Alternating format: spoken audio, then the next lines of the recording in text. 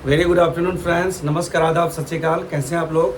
आशा करता हूँ सब लोग ठीक होंगे। फ्रेंड्स, अभी एक तगड़ा वाला वैकेंसी निकला एयर इंडिया सेट्स में, तो बिना देरी के हुए मैं सोचा कि इस वीडियो को डिलीवर कर दूँ, क्योंकि इसका टाइम स्पेन जो है बहुत ही छोटा सा है, मतलब 25 सितंबर के अंदर में ही है। इसमें प्रॉब्लम क्या है कि मतलब इतने सारे लोग इसमें अप्लाई कर रहे हैं कि 25 सितंबर को भले ही उन्होंने डेडलाइन रखा है टाइम का, लेकिन हो सकता है कि आपको 1-2 दिन 3 दिन में ये इसका वैकेंसी क्लोज हो जाए। तो बिना देरी किए हुए आज का वीडियो प्रारंभ करते हैं। दोस्तों, ये वैकेंसी निकला एयर इंडिया सेट्स के कार्गो के लिए। ये वैकेंसी का वीडियो डालने का मकसद ये है कि इस वीडियो के लिए, इस पोजीशंस के लिए कोई आपको ट्रेनिंग फ़ी नहीं लगती है और ना ही एप्लीकेशन फ़ी है। एयर इंडिया सेट्स के और भी कोई वैकेंसी जो जहाँ उनका ट्रेनिंग एकेडमी है, बेसिकली वो वहाँ से बंदे उठाते हैं, और उनका इस बार उन्होंने उनका फोकस एक्सपीरियंस वालों की तरफ ज़्यादा है, क्योंकि उन्होंने एक्सपीरियंस वालों के लिए मांगा है। रायपुर एयरपोर्ट पे जो कार्गो टर्मिनल है उसमें एयर इंडिया सेट्स की वैकेंसी के लिए स्पेशली उन्होंने ये निकाला है। अगर एक्सपीरियंस होगा तो उनको कुछ ट्रेनिंग जैसे DGR हो गया, एफसेक होगा, ये सब कराना नहीं पड़ेगा दोस्तों।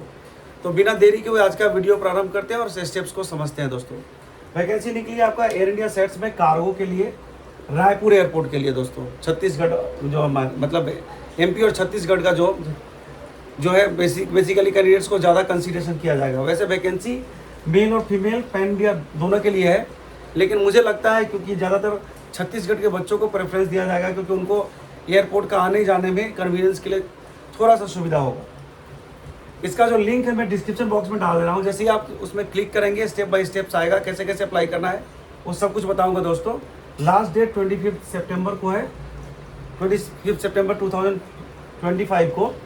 एज इसका पहली बार आप देख सकते हैं कि जितना भी वैकेंसी एविएशन का निकलता है 18 से 27 साल एज होता है, लेकिन इसमें 18 से 35 देने का मकसद सिर्फ यही है कि इस पोजीशन के लिए उनको एक्सपीरियंस वालों को रखना है ज़्यादातर। हालांकि पोजीशन फ्रेशर्स के लिए भी खुला है, क्योंकि 18 साल देने का मतलब उसमें बहुत सारे फ्रेशर्स भी अप्लाई करेंगे, और इसमें अंडर ग्रेजुएट और ग्रेजुएट दोनों चलेगा। तो अब विस्तार से बात करते हैं। इसमें जैसे ही लिंक पर आप क्लिक करेंगे उसमें स्टेप्स कैसे कैसे मैं बता देता हूँ। एक्सपीरियंस वाले बहुत ध्यान से भरना है, क्योंकि आपका आने का चांसेस ज़्यादा है। कॉल आने के साथ साथ आपका सिलेक्शन होने का चांसेस भी, प्रोबेबिलिटी ज़्यादा होगा। तो स्टेप्स पे जैसे ही लिंक पे क्लिक करेंगे आपको ऑप्शंस दिखेगा, एक मतलब फॉर्म फिलअप करने का ऑप्शन। उसमें सबसे 1 नंबर में आपका आएगा नेम। नेम में फटाफट अपना नाम टाइप कर देना, सारे कैपिटल लेटर में टाइप करना आपको, ठीक है। कैपिटल लेटर में नेम टाइप करने के बाद आपको फिर दूसरा ऑप्शन में आएगा कॉन्टैक्ट नंबर। कॉन्टैक्ट नंबर वही कॉन्टैक्ट नंबर डालना जिसमें आपको कॉल करें तो आप अवेलेबल हो हर समय। तीसरे नंबर पे आपका आएगा ईमेल आईडी आपको डाल देना है। चौथे नंबर पे आएगा कार्गो एक्सपीरियंस वाले सावधान हो जाएं।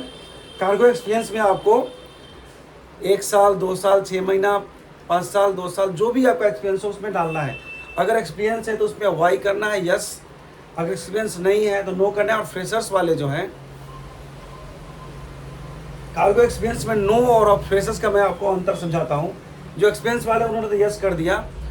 जो लोग एविएशन में काम किए हैं, लेट सपोज पैसेंजर साइड में किए हैं या फिर सिक्योरिटी में किए, उनका कार्गो का एक्सपीरियंस नहीं है, तो एविएशन का एक्सपीरियंस है लेकिन कार्गो का एक्सपीरियंस नहीं है, तो उनको नो करना है। और फ्रेशर्स जिनका कोई भी एविएशन का एक्सपीरियंस नहीं है, उनके लिए एफ करना है। नीचे फ्रेशर्स लिखा है, उसमें ऑप्शन है यस, नो, फ्रेशर्स। तो नो उनका जिसके लिए एविएशन का है लेकिन कार्गो का एक्सपीरियंस नहीं है। इसके बाद आएगा आपका एजुकेशनल क्वालिफिकेशन। एजुकेशन क्वालिफिकेशन में आपका ग्रेजुएशन और अंडर ग्रेजुएट दोनों का ऑप्शन डाला है। ग्रेजुएशन जिनका कंप्लीट हो चुका है वो ग्रेजुएशन डालेंगे, जिनका ग्रेजुएशन नहीं है, 10 पास है या 10+2 पास है, जो भी है, उनको नॉट ग्रेजुएट लिखना है। पासपोर्ट, और भी एक अच्छी बात दोस्तों, इसमें पासपोर्ट के साथ साथ पुलिस वेरिफिकेशन भी कंसिडरेशन किया जाए। इसका मतलब है कि उनको इमीडिएटली अभी रिक्वायरमेंट है, क्योंकि अगर पुलिस वेरिफिकेशन, मतलब यहाँ police verification in the sense, जो पुलिस वेरिफिकेशन आपने BCS में सबमिट किया होगा, आपका DIV वेरिफिकेशन जो होता है, जो BCS का होगा, वो भी कंसिडरेशन किया होगा। जो ऑलरेडी एक्सपीरियंस वाले उनका तो ऑलरेडी एयरपोर्ट पास बना होगा, तो उनको ऑलरेडी DIV वेरिफिकेशन हुआ होगा BCS के थ्रू।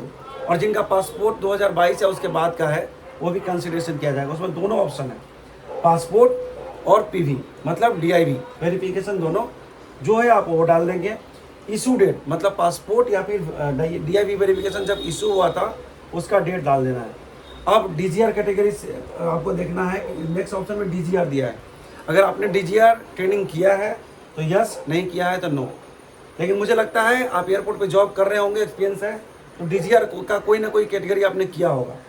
जो वास्ट कार्गो के लिए DGR 6 लगता है, बाकी सिक्योरिटी के लिए कैटेगरी 1 11, पैसेंजर साइड के लिए लगता है कैटेगरी 12, और वास्ट में अगर कार्गो का जो जैसे स्टेशन मैनेजर हो गया, टर्मिनल मैनेजर हो गया, उनके लिए भी कैटेगरी 6 ही लगता है। तो यहाँ पे कैटेगरी का जो भी आपको सबसे पहले डीजीआर आपने किया है तो यस, नहीं किया है तो नो। कैटेगरी अगर आप जो भी है कैटेगरी 6, 11, 9, 12 जो भी है उसमें आप डाल देना DGR category. Are you ready to join on immediate basis, yes और नो। अब मैं आप इमीडिएट बेसिस पे ज्वाइन कर सकते हो और नहीं कर सकते हो, इस ऑप्शन में आपको यस ही डालना। यस डालोगे तो आपको इमीडिएटली कॉल आएगा। बाद में आप अपना एक नोटिस पीरियड का समय उनको बता सकते हो कि मुझे 10 दिन का नोटिस पीरियड है, 1 महीने का है, 2 महीने का है। लेकिन उसमें आप नोटिस पीरियड वाला जो है ना, आप कितना टाइम लगेगा ज्वाइन करने में, इमीडिएट बेसिस पे ज्वाइन कर सकते हो या नहीं, आप उसमें यस ही डालोगे तो वही कर देना। इसके बाद आपको अगले ऑप्शन में 11th में है कि CV, आप अपना रेज्यूम जो है लेटेस्ट अपडेटेड CV, वो आपको एक मेल ID दिया है, ये सब फॉर्म भरना भी है, प्लस आपको CV जो है careers@AISETS in पे आपको अपना मेल भी करना है। जब सब कुछ हो जाए मेल करने के बाद आपको आंसर में यहाँ पर लिखा है राइट योर आंसर, उसमें लिख देना है सबमिट। तो ये ऑप्शन आपको लिंक करने के बाद आएगा। फ्रेंड्स, जैसे ये वीडियो आपको मिलता है फटाफट अप्लाई करें, क्योंकि ये वैकेंसी कभी भी क्लोज हो सकता है। हालांकि उन्होंने 25 सितंबर तक का टाइम दिया है, लेकिन ये रिक्वायरमेंट उनको इमीडिएटली बेसिस पे है। और जो छत्तीसगढ़ के रायपुर के आसपास के कैंडिडेट है जो अच्छा ऑप्शन देख रहे हैं, उनके लिए तो बहुत अच्छा ही गोल्डन अपॉर्चुनिटी है। तो मिलते हैं अगले वीडियो में एक नए जॉब पिटारे के साथ में, एक नए जॉब वैकेंसी के साथ में। तब तक के लिए आप सबका बहुत बहुत धन्यवाद। नमस्कार, आदाब, सत श्री अकाल, जय हिंद।